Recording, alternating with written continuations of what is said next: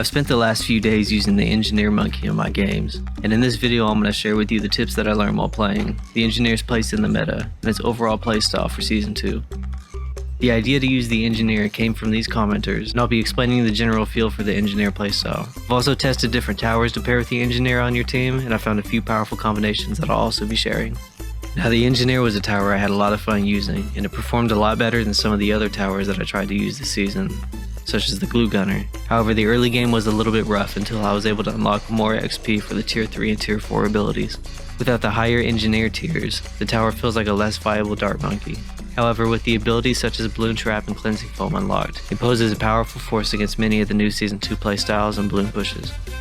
Speaking of the Season 2 playstyle, the Engineer offers some unique mechanics to consider and a rather fun gameplay loop due to the nature of its abilities. You'll often find the Engineer as the first tower placed in the game to act as a strong early game unit, or in the mid to late game with things such as XL Trap, lots of sentry guns buffed with anti-mob damage, or even just as simple as a Cleansing Foam support unit.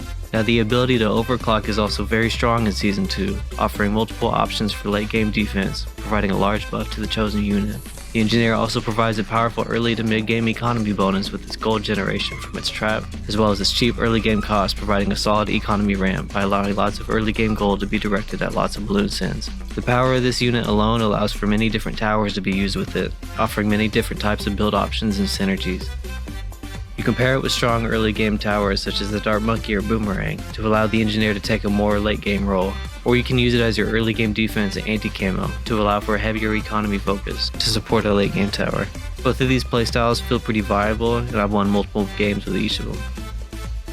Now in battles too, I very much enjoyed the economic style of play, so figuring out how to counter each balloon push was important for me. And after learning how to stay safe against early balloons and fortified MOABs, I'll often take an economic tower as my second choice, such as a banana farm, a cast drop sniper, or even the middle path druid.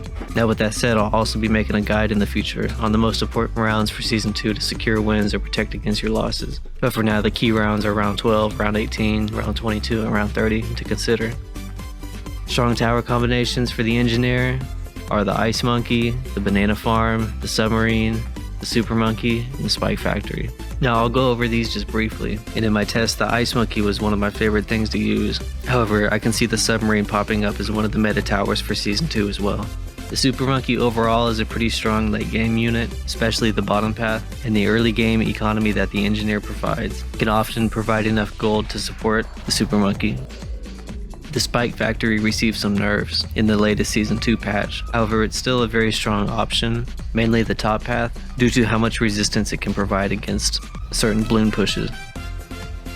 Overall, I very much enjoy using the Engineer. The Bloon Trap is a very interesting mechanic to play with, and any extra economy buffs a tower can bring to a team is pretty valuable.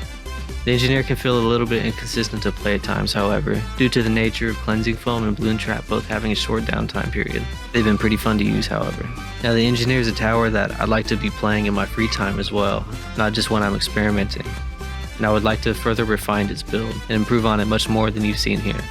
I would also like your help in improving this.